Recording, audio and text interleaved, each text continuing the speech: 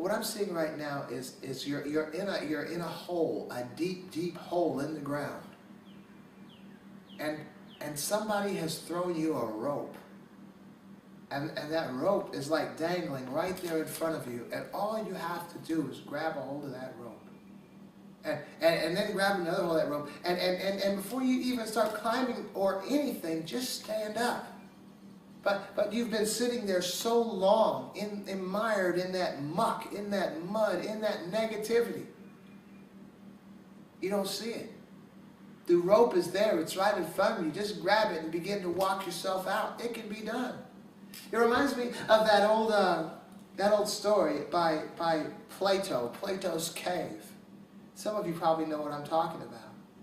Where you had this deep cavern and cave where these people were lined up. And they were sitting before a wall and they were chained. They were all chained together and they were facing this cave wall.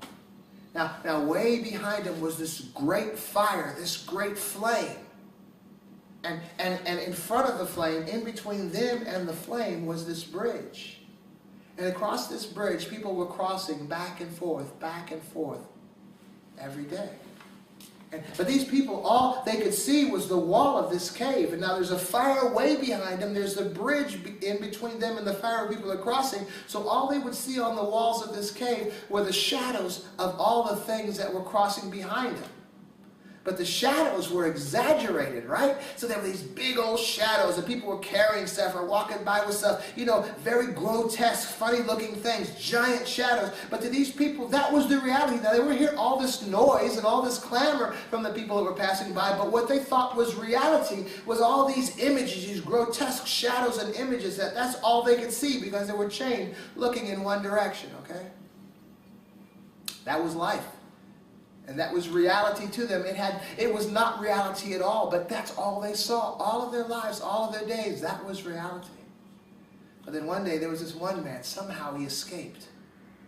He escaped out of those chains and got away and hid here and began to climb outside, up until he got to the surface, outside of that cave. And when he got there, he couldn't see because he had been in this cave so long. He was blinded, Of course it would, because he was in darkness. All that time, he'd been in darkness in his entire life. So when he was finally free, even of the chains, it was so bright he couldn't see. He had to cover his eyes. But eventually, he could kind of look through his fingers, and he began to see odd things. He began to see grass, and sunlight in the sky, and water, and trees, and things he never imagined or never knew could exist. And he'd been out there a while, and now eventually his vision was totally back, and he was content. He was happy, realizing there was a whole world that he really didn't know existed. So he was enjoying it one time, and then he eventually began to feel kind of guilty when he would think about all his friends back there that are still in that cave. So okay, one day he went and he snuck his way back down into that cave.